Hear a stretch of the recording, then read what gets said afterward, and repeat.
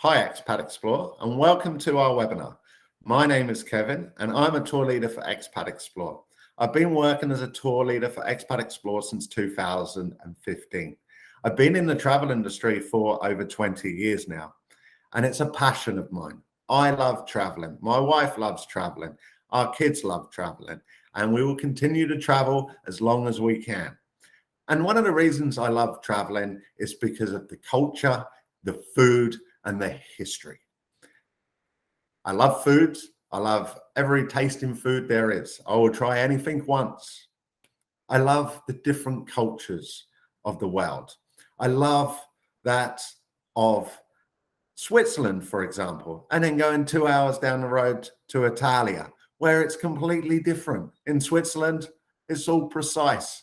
In Italy, it's a bit chaotic, but that's travel, is embracing them cultures and diversities of the different places that we go to. And I'm here on this webinar to hopefully give you a little bit of advice on what may help you travel in the future. So I'm going to be talking about multi-country tours.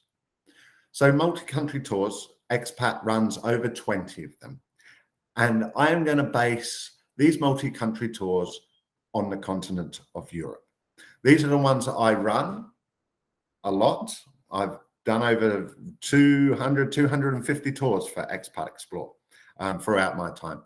And I specialize in that of multi-country tours because I love them so much. I love the diversity. I am a tour leader that's in depth in some of the countries, but the diversity is what I love about travel, and the culture and the food, as I've said before. So what are multi-country tours? Well, multi-country tours, you're going to visit more than one country. Okay, so let's take Expat's most famous tour, its most popular tour, which is the Europe Escape. And also the European Classic this year, which is a new tour as well.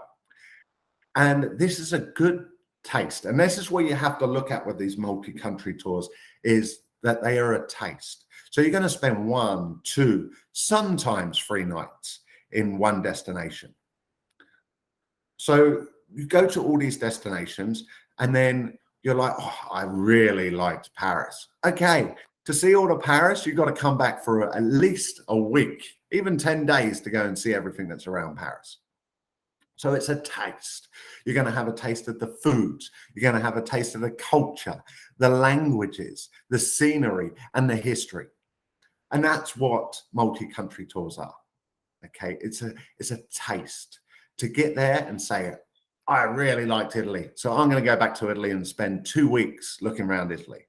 And then you can do an in-depth tour that will give you in-depth knowledge of Italy and see more of Italy, if you like. So multi-country tours, okay, it's a taste. So let's just talk about how a multi-country tour works. So we'll stick to the EE, which now starts in Rome.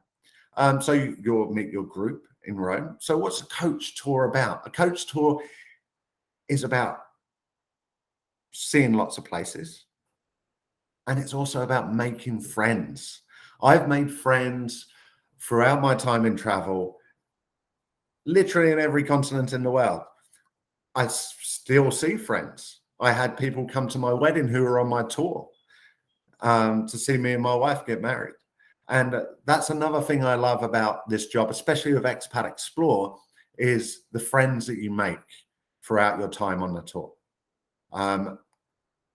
And one of the most expensive things when you travel is accommodation. So if you know people in different parts of the world and you're going to go there for a holiday, they got a spare bedroom, even a couch, is going to save you a lot of money. So you're going to meet your group. You're going to meet new people, and you spend a lot of time together. Then you're going to meet your tour leader as well.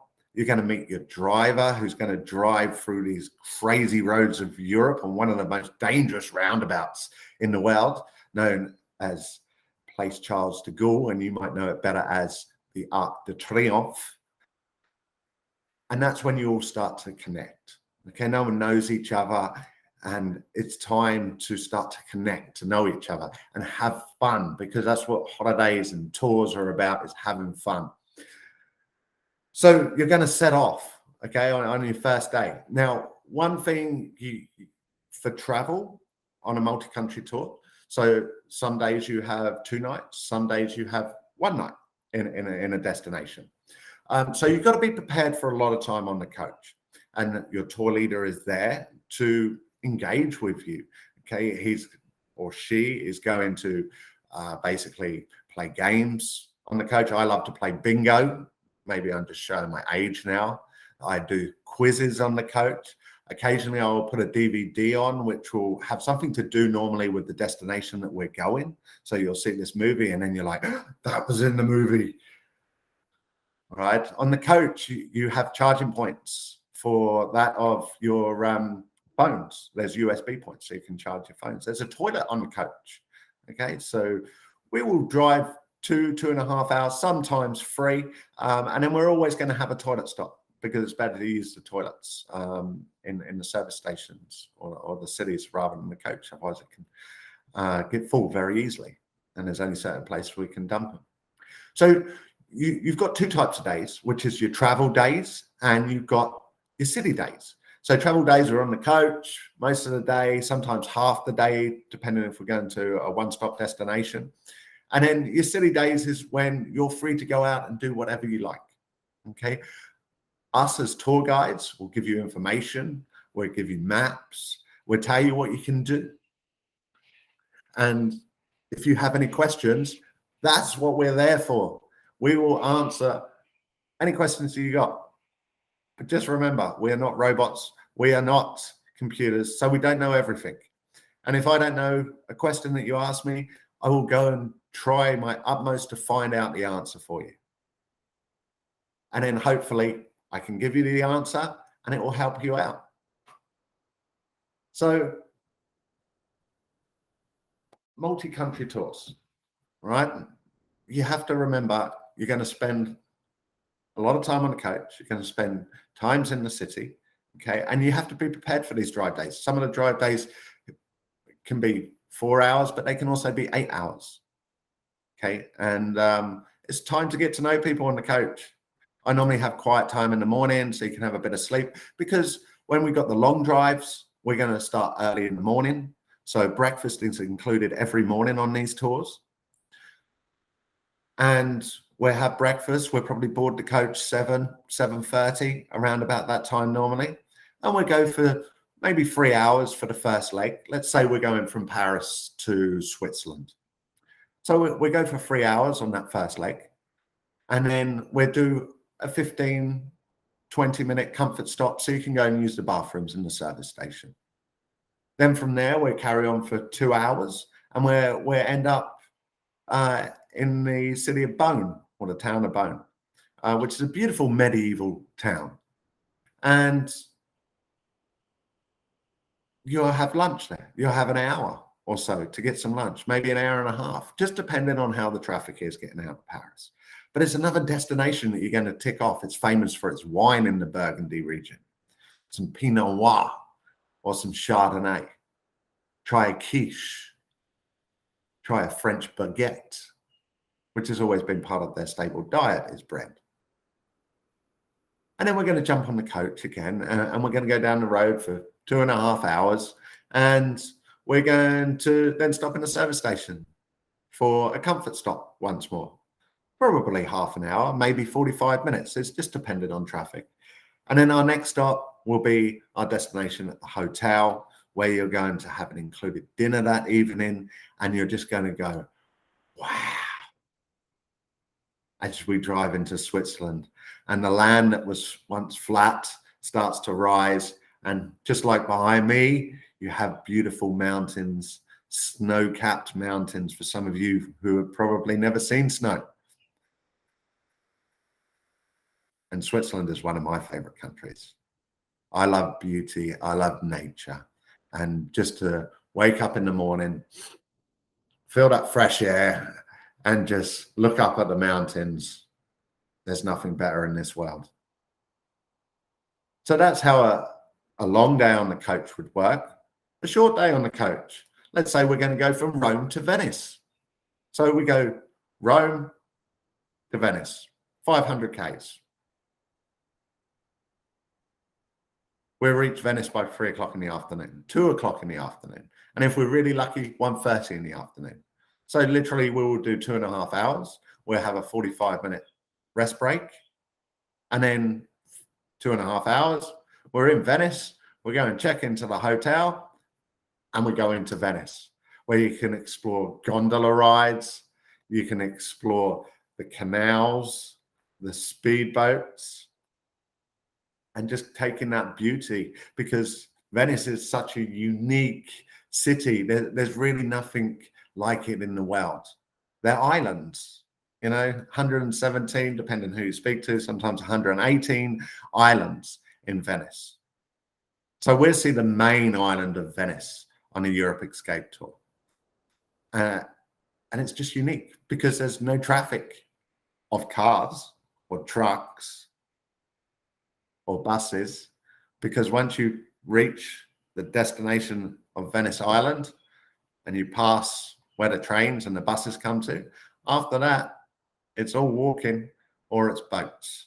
That's the only traffic you're going to find, is people and boats. And the history of Venice, it's just amazing. It was one of the most populated cities in the world when it was ruled by the Venetians. It was the gateway to the East. Marco Polo, famous explorer.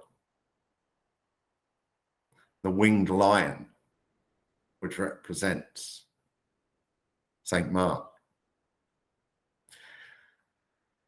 It's just a unique city, and I absolutely love it. And if you're there for 2 nights on a tour that stays there 2 nights, if you're on the Europe Explorer, then you must go to the island of Burano and Murano. Murano is good. They have the history of the glass makers and the glass blowers there. But Burano is, for me, the most colorful, picturesque city, town, whatever you want to call it, in the world. It's just full of colored wash cottages. And the food, you've got to try some risotto while you're in the Venice Islands. You've got to try the fruit de mer, the fruit of the sea. And then you've got to try its vino, its wine. My favorite wine is actually in Tuscany, which is the Chianti wine itself. But just beautiful. Venice, unique. Rome, unique. Tuscany, unique. Paris, the city of love, lights. It's just beautiful. Germany. Now, a lot of people don't think on Germany as a destination to go, but Germany is beautiful as well. It's the Germanic country, so you leave the Latin countries of France and of Italy, and you go to the Germanic, where it's very hearty. And it's all about the beer in a lot of places in Germany. They had the biggest beer fest in the world, Oktoberfest, where they go, I'm Prosit, Gelamütlichkeit. And everyone gets their big steins, 1 liters of beer, and smashes them together, and then skull. So the famous beer halls of Bavaria, and that's where Oktoberfest is held as well. And in the history, one of my fortes on history is First World War, Second World War, and also the Cold War as well. And some of you have been on my tour before will know this, and my passion for it. My great-grandfathers, my grandfather, they were all in the wars, and it was very interesting to hear their stories while I grew up. And I took it upon myself to learn the history of the wars of Europe. And unfortunately, a lot of the history isn't good history in Europe. And it's interesting to find out, because it doesn't just affect Europe, the wars of Europe. It affects the world, essentially. And yeah, it's very, very sad history a lot of it, unfortunately. But there is also good history as well, which you'll hear all about, and some random facts of Europe from your tour leaders as you go round. So there is a range of activities on the tour. You've got lots that's included. You have breakfast every morning, as I've said before. Lunches are normally at your own cost. Okay, so tour leaders will explain what foods to try. So if you're in Croatia, if you're in Italy, if you're in Switzerland, your tour leader will give you this information on what local foods to try. If I started to do that now, I would be here until next Christmas, maybe even the Christmas after, because I love food, and that there is lots of food to try. But you should try some escargot just once. And if you don't know what escargot is snails. They don't taste of anything. Okay, they're chewy. They're like wilks or mussels, if you like. They don't really taste of anything. You just add lots of garlic and herbs to it, and then they taste beautiful. So try some escargot when you're in Paris. Why not? You live once. So you have lots that's included. Dinners, you will have basically some dinners included. And then other nights, it's dinner at your own leisure, at your own cost. And again, food, what to eat in that region that you're in or country that you're in. Your tour leader will explain some good foods to go and try out if you're a foodie. Then you have optional excursions that are on the tour. Okay, now optional excursions, they are there to enhance your cultural experiences of the places that we visit. So there's two ways that you book the optional excursions at the moment on Expat Explore. So if you are doing the European Classic Tour, you have the London Plus Tour, which is a very good tour. You get to see the old tea clipper boat inside of it. You get some high tea, and you can have a cup of tea like the Queen. And you'll get to go on a boat along the River Thames, see the main sites, the Houses of Parliament, that of Tower Bridge and London Bridge. Now, people get these mixed up all the time. Okay, London Bridge and Tower Bridge, they are two different bridges. So London Bridge, there's a song about it where it says London Bridge is falling down, falling down. There's nothing special about it. Okay, the original London Bridge is actually over in the US. They took it over there and brought it because it wouldn't withstand the modern day traffic. And then Tower Bridge. Now that's the one that everyone wants to go to see. And that's where basically the crown jewels are kept. Okay, and you have the Beefeater Guards, right, and the Tower of London. So Tower Bridge is different to London Bridge, but everyone thinks London Bridge is the bridge that you need to go and see. It's not, it's the Tower Bridge. Anyway, you'll see that on the boat.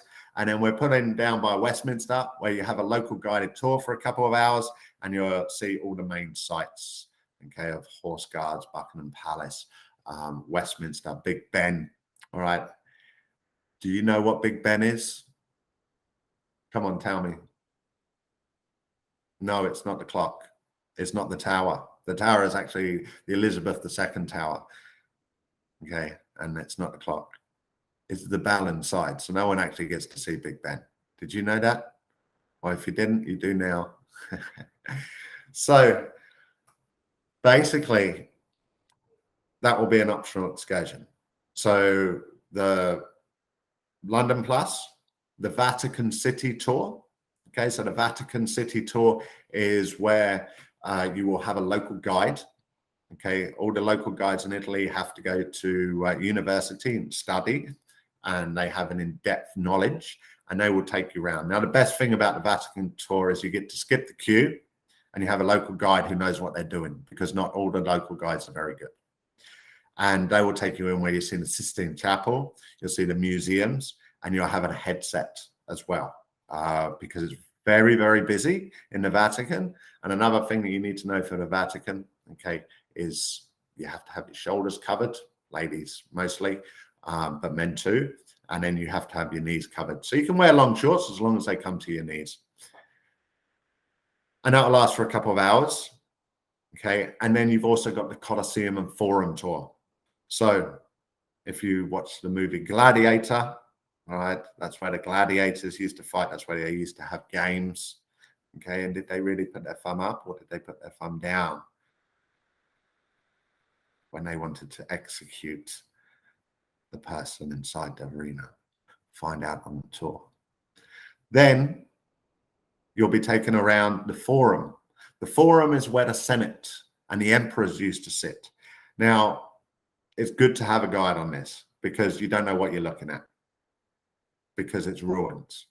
So if you've got your guide and you'll have a headset again, they'll be talking to you, then you can sort of go, this is where Julius Caesar once sat. And go, they ruled Europe and Africa, parts of Africa from here.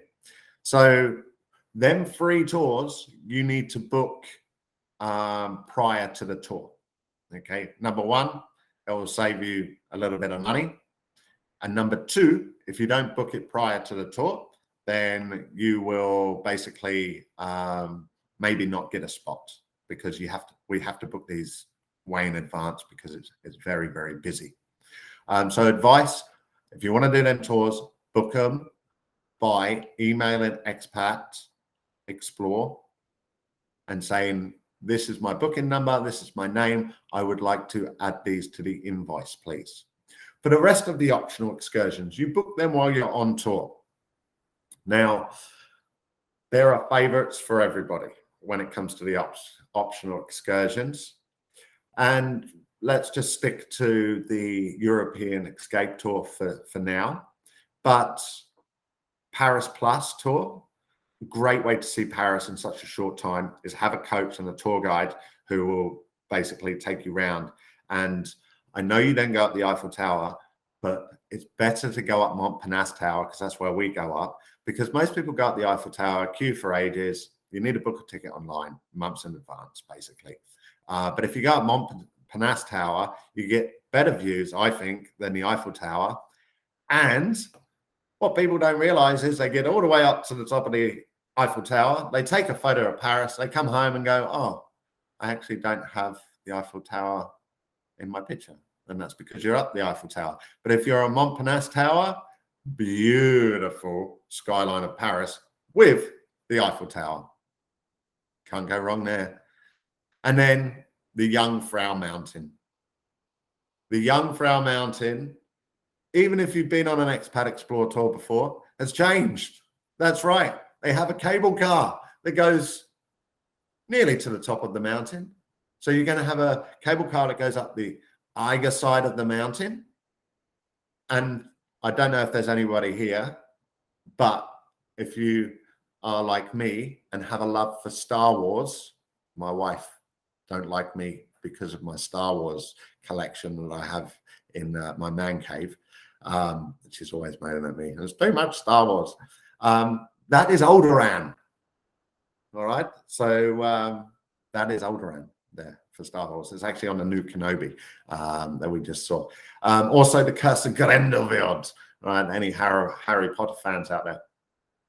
So it's just spectacular views, and you get to go on a cable car now, nearly to the top. Then you jump on the train to get up to the last little bit through a man-made tunnel back in the 1800s, where quite a few labourers unfortunately died, Italian labourers they were, and Guy Azila, who come up with the idea. And then it's just fantastic when you're up there. You know what? It doesn't matter. I don't think if it's cloudy or clear. Yes, it's better on a clear day because you get the views, but you got the ice palace. You get to play in snow if you've never played in snow before. You've got chocolates. You've got one of the highest lookouts in Europe that you can go as a tourist. It is the 3rd highest cog railway in the world, the 1st in Europe, and it's just a spectacular few hours that you're going to spend in Switzerland, and that's why you come to Switzerland. There really is no other reason. You need to go up a mountain in Switzerland. because it's just stunning. And then you're going to come down the Cog Railway, which you're going to come down the Valley of the Waterfalls, Lauterbrunnen. And that's what it literally translates to, is Valley of the Waterfalls. Just spectacular. And if you're a Lord of the Rings fan, right, one of the fight scenes when they're in like the canyon, that's where it is. And then you got the waterfalls coming down. You might see a couple of base jumpers or skydivers coming down as well. Absolutely stunning. One of my favorite days on tour, and a highlight for a lot of expat explore travelers who have done my tours as well. And all these are paid by cash at present. Okay, we are trialing a card machine, but until we have clarity on that, it may take another year. So with that, everything's paid by cash. We will give you advance warning, so you don't have to bring a load of cash with you. Okay, you can take it out at the ATMs. We will tell you where the safer place of ATMs to get money withdrawal is as well. Okay, and that comes with currency. When you come to Switzerland, you really don't need any Swiss francs. Okay, all our optional excursions in Western Europe, including Switzerland, are paid in euros. So you just need euros. Okay, do not change money at the airports. It's the biggest con for losing money. Okay, always, if you go to a bureau to change, check what it is online, because normally online it's cheaper, and say, hey, you got this online, that's what I want. Okay, so there is going to be different currencies on the tours. If you go to Eastern Europe and Central Europe, okay, our tours are called Eastern Europe, but it's more central. Okay, there's lots of different currencies on there. Okay, again, you can just use euro if you want to. They will take euro, no problem at all. In the UK, you can only use pounds, but everyone takes euro, essentially, in continental Europe. So I always just try and travel with Europe. Otherwise, you end up with lots and lots of different currencies, especially if you go into Central Eastern Europe. Okay, Czech Republic, Slovakia is in the euro now. Czech Republic, Poland, Croatia, all these places. It is, if you're there for a long time, it's good to have their own currency, but you can use euros as well.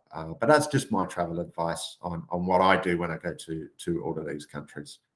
So Europe is essentially accepted in all currencies itself. So Paris Plus is definitely a good one. I suggest to do. The top of Europe, you just have to. It's just spectacular. It really is. It is our most expensive tour, but it's Switzerland. Switzerland's the most expensive country you go to in Western Europe, but I think it's well worth the money.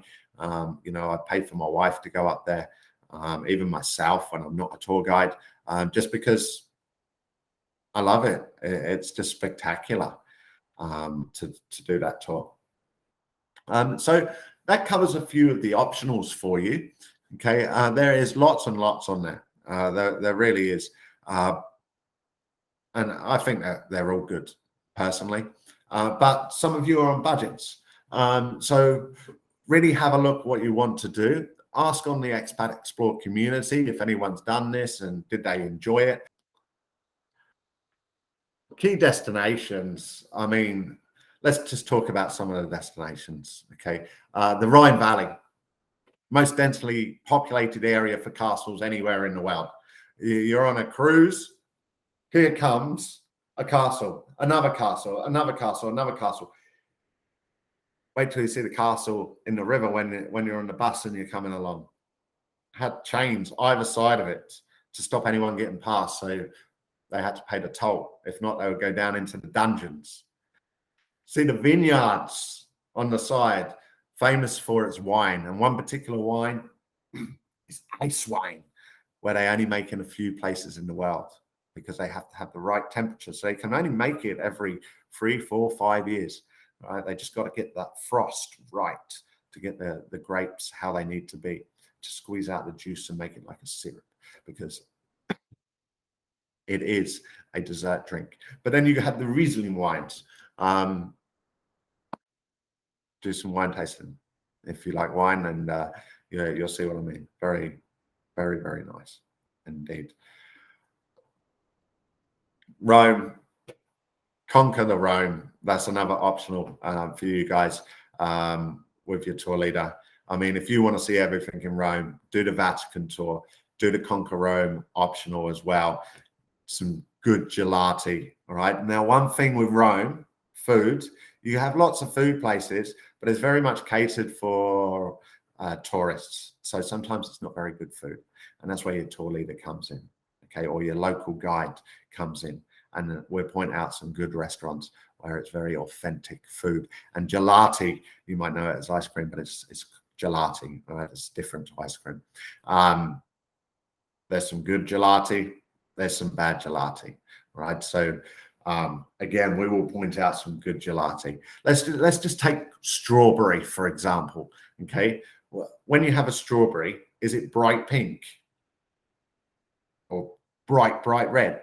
No, that means it's got lots of artificial stuff in the gelati, if it is that color. If it's a dull red, like a real strawberry, then that's more authentic. That's made with real strawberries as well. And coffee. If you're a coffee lover, a shot of espresso, not espresso, espresso. Okay. I can't wait to get back to Italy. My mouth is all moist now. And then Venice. As I've already said, I love Venice, the history of it, the gondolas, the canals. It's just beautiful. But people ask me what's my favorite place in Europe. I love them all, but one that stands out for me the most, probably a little bit biased, I lived there for 6 years, is Florence and Tuscany. The food in Tuscany, Bistecca Florentina, the hills, the wine, and the Renaissance. The Four Ninja Turtles, Michelangelo, Donatello, Raphael. Did I miss one then? If I did, I'm sorry. I was just getting excited. Siena as well, the Battle of Siena and Florence, which the Florentines won. And just the diversity of it. So there's a little bit of information for you on travel. And the last thing I want to cover is the seasons. Okay, because we get asked a lot about what clothes shall we bring, right? And as a tour leader, that is essentially a really hard question because we can't give you the right answer. So we have 4 seasons in Europe. Okay, let's go from November to March. All right, it's cold. It's cold. Just bring warm clothing. Okay, and have a couple of summery clothes with you because I have been in Nice before in the French Riviera on New Year's Eve. And it's 21 degrees. So the south part of Europe is quite mild in the winter, but it also gets cold. Okay. So autumn, it's sort of September to November. Spring, March, April, May. Summer, June, July, August, sort of September. Now, if you're in Italy, it can get up to 40 degrees in August and July. I'm sorry to Americans, I don't know what it is in Fahrenheit, but that's hot, all right? You can just Google it from degrees to Fahrenheit. That's hot, like it's hot. But it's a good heat to me. I live in Australia, and if it's that hot in Australia, the sun just burns you within like 5 minutes. In Europe, not so much. To me, it can be a humid heat, but it doesn't burn you. All right. So think about what clothing you're going to bring. All right. So summer, bring summer clothes, but then also have a couple of jumpers in there. If you're going to go up to the Jungfrau Mountain, right? In the winter, it's going to be cold. And so you wear your warmest stuff that you have. I mean, you want to bring warm jackets, jumpers, shoes, socks. In the summer, right, people say, oh, is it going to be cold up the top of the mountain? I don't know. Because if it's cloudy, it can be quite cold. Okay. If the sun's out, it can be really warm. Like it can be hotter than what it is down below because you're closer to the sun. So you bring some sunscreen for the top of the mountain. So it's a very hard question for us. So if you're coming between the months that I've just spoken about, then winter, have winter gear. Summer, have summer gear. But with both of them, bring just a couple of the other season clothes. That's what I do. Okay, I get same as you guys. I get one large suitcase to go under the coach because of the weight of the coach, and we're restricted with weight. That's why it's 20 kilograms. Okay, with one bag to go underneath and hand luggage to go up top. Just with that hand luggage, I find it best to have a backpack and not a little small suitcase, because otherwise you've got to try and wedge it under your seat because it doesn't always fit at the top, and then it could fall on someone's head because it's not like an aeroplane. Okay, so bring a rain jacket in the summer because we have some great thunderstorms and we might be walking. We have it. Don't worry about an umbrella because you can pick up an umbrella for €2 off someone off the street. So that's your clothing. It's a very, very, very hard question for us as a tour leader. You know, wear comfortable shoes. Don't wear high heels. Okay. We are normally out all day. So we're out and then we go to dinner. We don't have a chance to get changed. Okay. So high heels, there's lots of cobblestones. You're going to break your ankles if you're wearing high heels every day. In Rome, for example, in Bruges, in Belgium, Czech Republic. So high heels are not a good idea, ladies, or men if you wear them too. So clothing, dress or bring and dress what makes sense.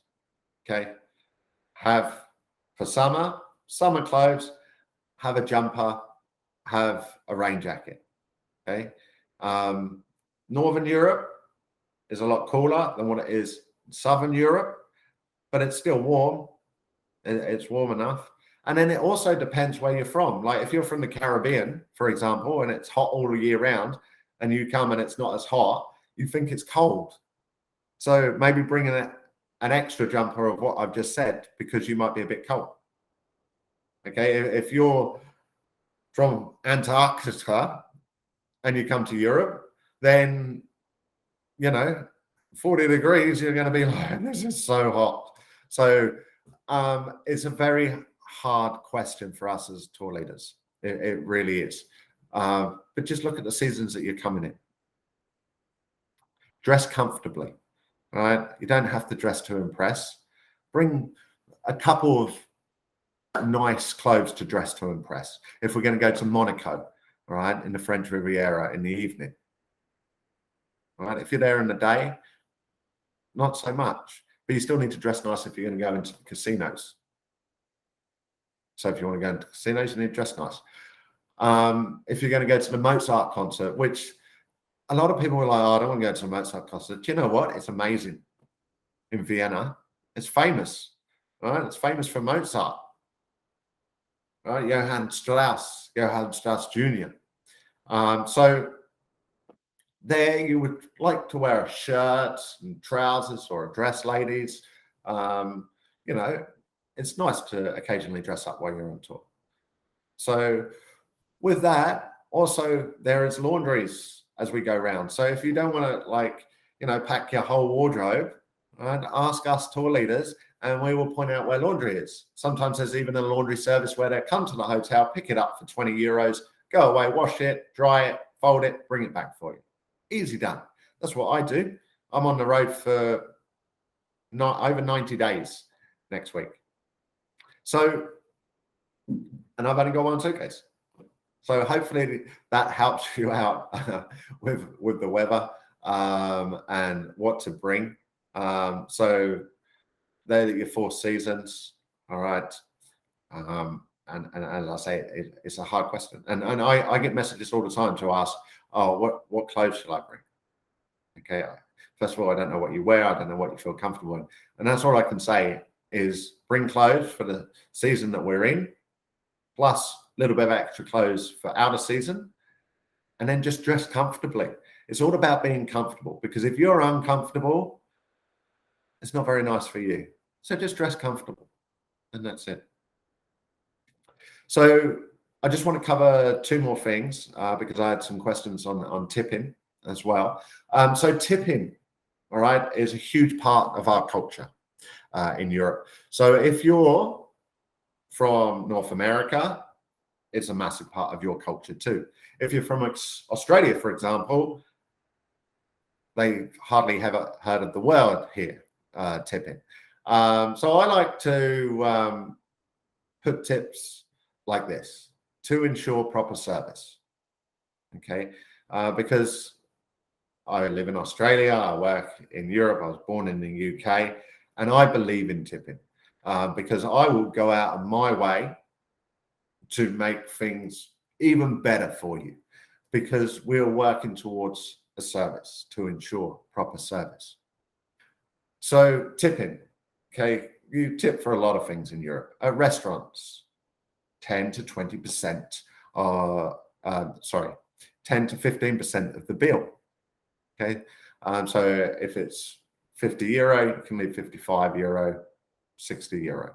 It goes a long way because the wage is very low for the service industry, especially waiters, waitresses. Okay. They rely on the tip. And lots of groups, especially coach groups, they forget to tip after a dinner. So when you're having an included dinner, what it's polite to do is leave €1 or €2 on the table for these staff, because a lot of tour groups forget, and then they're left with not much at the end of the night, where they could have been serving individuals who would have definitely left them a tip. So don't forget these staff, okay, when you're having your included dinners, €1 to €2, because it really goes a long way for them.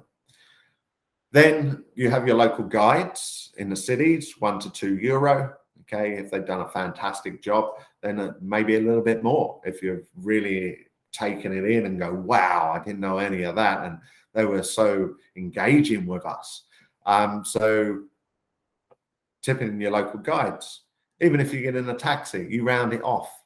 Okay, if it's €9, round it off to €10. If it's €13, round it off to €15. Also for tour leaders, okay, Expat Explorer recommends €4 to €6 a day for myself. Then we have another crew member, okay, who is just as important as your tour leader, and that's your driver, okay? Your driver is going to get us safely from A to B every day on tour. He's going to clean the coach for you. He's going to load a ton of luggage, and I mean a ton of luggage, every day in and out of the coach for you. And he's part of the crew too. So if I'm not there, if your tour leader's not there and you have a question, your driver might know, because they are experienced within Europe as well. They might not know the answer, but they can always give the tour leader a call, and then we can just give them the answer on the phone and make them feel welcome. Talk to them, because sometimes they get a little bit left out. And I'm a driver too, believe it or not. I drive coaches. I've been driving coaches for 20 years on and off. So I know how it feels as a driver, as well as a tour leader. So engage with the drivers too. Talk to them. They're all nice. They're all experienced. And they have a hard job, and it's a tiring job too, to negotiate them roads of Europe, especially when you're in Paris or Spain or Italy, in the Latin countries. Yeah, you're like, how can you drive here? It's crazy. So your driver is part of the crew too. Okay, us at Expat Explore, we are all a family. We are here to help you, and the only way we can do that properly is if we communicate with each other And that's from the office staff to the product staff to the sales staff to the drivers to the tour leaders to the products and marketing and the owners of Expat Explore, Cole and Jakes. And if you've had the luxury of meeting these very, very nice people, and they are the best bosses I've ever worked for because they engage with us. They listen to what we have to say. They have a passion because it's not a corporate travel company. They have a passion and they strive, again, my dyslexic, sorry, for you guys to get the cheapest, best travel that you can get. We might not be a 5-star company, but we're not a 1-star company either. And that's why we stay in 2, 3, 4-star hotels. So your driver also 4 to 6 euro a day per person for your driver. And at the end of the tour, we give you an envelope and you write a nice message of thank you to us. And if you think we deserve that, you put that into the envelope and then you give it back to us as well. But only if you think we deserve it. So tipping is a big part of Europe. So remember the waiters and the waitresses that look after you, your local guides, your road crew. And then my very last thing I want to touch on is security. Okay, so unfortunately, everywhere in the world, we have that of petty thieves. Okay, and what I'm referring to here is pickpockets. Okay, so unfortunately, in some of the countries that we go to, it's more rife than others. Now, it's not about being scared of it. It's because people aren't vigilant.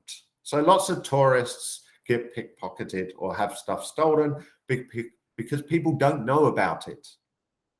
So this is, again, why we're here, is to explain that to you guys. Okay, so basically, men and ladies, if you have a wallet, do not keep it in your back pocket. Anything that's in your back pocket, okay, especially if you're in big crowds, you're on public transport. Now, this is especially in Rome, Barcelona, and that of Paris. Have everything always at the front of you.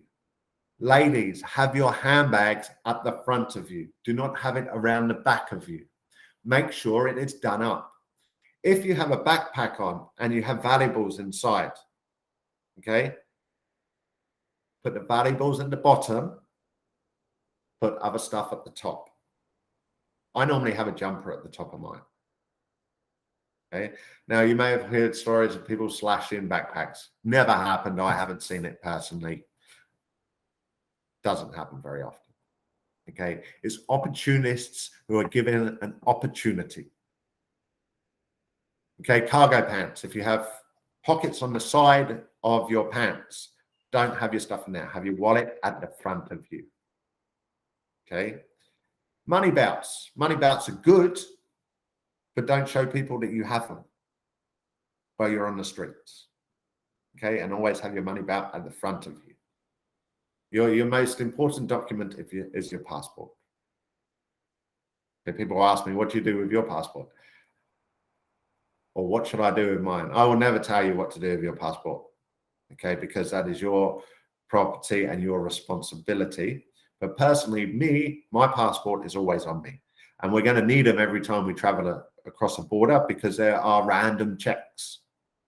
Okay, random checks on the passports.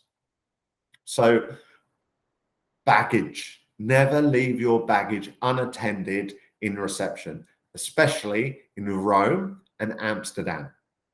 Unfortunately, people come in dressed like businessmen and they see your suitcase and you're not paying attention because you're doing something else. Out the door they go. And this isn't just one hotel, this is all hotels. Okay, so pay attention to your stuff. Again, it's just about being vigilant because people forget when they're on holiday. Their mind goes elsewhere. For example, you got your backpack, you see the Eiffel Tower. I need to get my camera out. Put my backpack on the floor. I take my camera out and I'm taking pictures. And then I look down. Where's my backpack gone? For that 1 second that you weren't vigilant, your backpack's gone. So it's about being vigilant. Okay, don't be scared of it. It happens everywhere in the world. Unfortunately, it just happens in some places more than others. So Paris, Rome, Barcelona, Amsterdam. Just be more vigilant there than anywhere else. Also Pisa. All right, when we're walking in a group, Pisa, always have your stuff to the front. You can leave stuff on the coach during the day. That's okay. You can. All right. But I always advise to have your most treasured stuff with you. And I can tell you now, I am the biggest target for them. Okay. And I've never had anything stolen, touch wood, because I am very, very vigilant of my belongings. Okay. So security for that. And another thing, do not take pictures of the security guards, the army men, the policemen, unless you ask. They do not like it. They will basically take the camera off you and tell you to delete it. So ask first if you want to take a picture of the nice policeman. Okay. And then last but least, COVID. This is COVID. COVID's gone.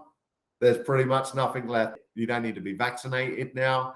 You don't have to take PCR tests in a lot of countries to get into these countries now. So it's all but disappeared. There's a few restrictions remaining, but this time next year, they'll all be gone. So just a couple of countries we have to still wear masks on the coach. But other than that, restrictions are gone. Europe's back to normal. And travel is back, baby. Travel made possible. Hashtag, or real travel made possible. Hashtag that. Well, ladies and gentlemen, thank you so much for listening. I hope to get to meet you one day if it's on a tour of mine or we're crossing paths while you're on another tour. But just remember, for me, travel is life. And I can't wait to get back on the road. I can't wait to make new friends, see sights, taste some tasty food once more, and have an adventure of a lifetime. And just remember one thing, all right? When you're in a destination and you're like, this is wrong, this doesn't happen at home.